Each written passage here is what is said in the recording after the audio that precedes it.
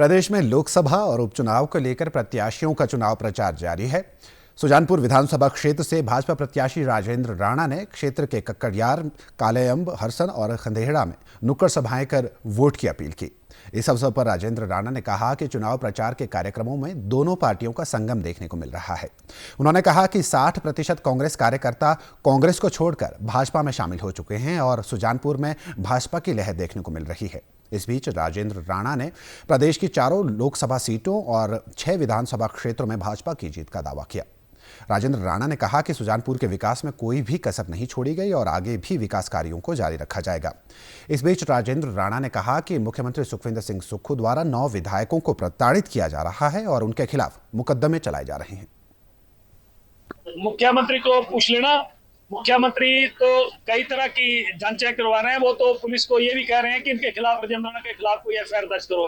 FIR दर्ज ऐसे नहीं हो जाती है, एफआईआर दर्ज करें। वैसे भी जो 9 विधायक हैं उनके खिलाफ कई तरह के मुकदमे इन्होंने दर्ज कराए हैं।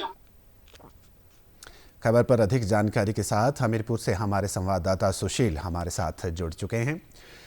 जी सुशील, किस तरह का माहौल जो है सुजानपुर विधानसभा क्षेत्र में जो उपचुनाव हो रहे हैं उस पर देखा जा रहा है? दोनों तरफ से राणा बनाम राणा में किस तरह की प्रतियोगिता रहने की उम्मीद है? सुशील, ये दोनों प्रत्याशी पुराने प्रत्याशी हैं। पिछली बार भी ये दोनों आमने सामने थे, लेकिन अलग दलों से आमने सामने थे। अब इनके दल बदल चुके हैं, कार्यकर्ता भी बदल चुके हैं और प्रचार जो है वो जमकर हो रहा है।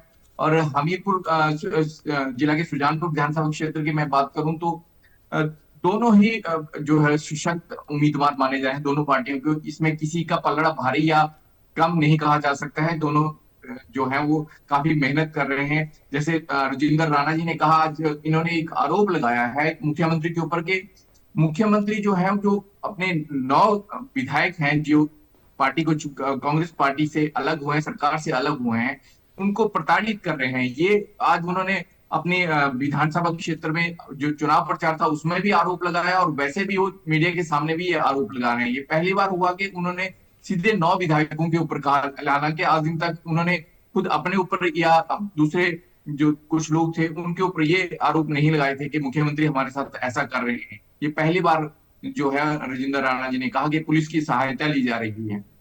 और दूसरा जो है वो राजेंद्र राणा खुद जो है कमान उन्होंने संभाली है, क्योंकि स्टार प्रचारक कोई अभी तक अनुराग ठाकुर के अतिरिक्त उनके पास कोई आया नहीं है। तो राजेंद्र राणा जो है वो छोटी छोटी नुक्कड़ सभाएं कर रहे हैं, छोटी छोटी जनसभाएं कर रहे हैं और लोगों से सीधा जनसंपर्क अभियान जो है वो चला कर रखे हैं। जी सुशील, जिस तरह से मुख्यमंत्री द्वारा बयानबाजी की जा रही है सुजानपुर विधानसभा क्षेत्र के बारे में कहा जा रहा है कि इस बार जो है राजेंद्र राणा का बचना जो है मुश्किल, ये कहा गया है क्योंकि जिस तरह से 2017 के अगर हम चुनाव की बात करें तो ये वही राजेंद्र राणा है जिन्होंने उस वक्त के घोषित मुख्यमंत्री धूमल जी को हराया था। इस तरह से आज वापस वो बीजेपी के टिकट पर फिर से एक बार लड़ने जा रहे हैं।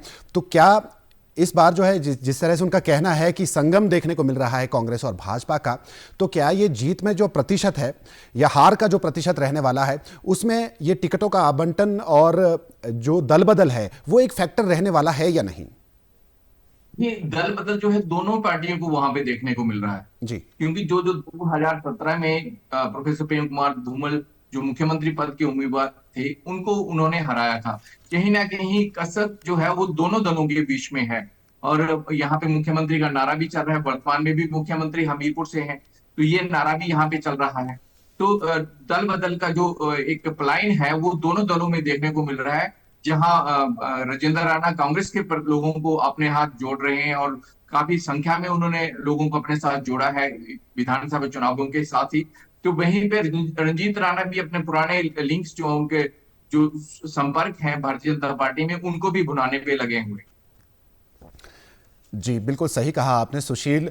तो भाजपा ने कांग्रेस के प्रत्याशी पर और कांग्रेस ने भाजपा के पूर्व प्रत्याशी पर सुजानपुर में भरोसा जताया है और देखते हैं कि जनता इन दोनों नेताओं में से किसको चुनती है। ये देखने वाली बात होगी और 4 जून को इसका जवाब प्रदेश के साथ साथ पूरे देश को मिल जाएगा। बहरहाल धन्यवाद सुशील इस तमाम जानकारी के लिए आपका।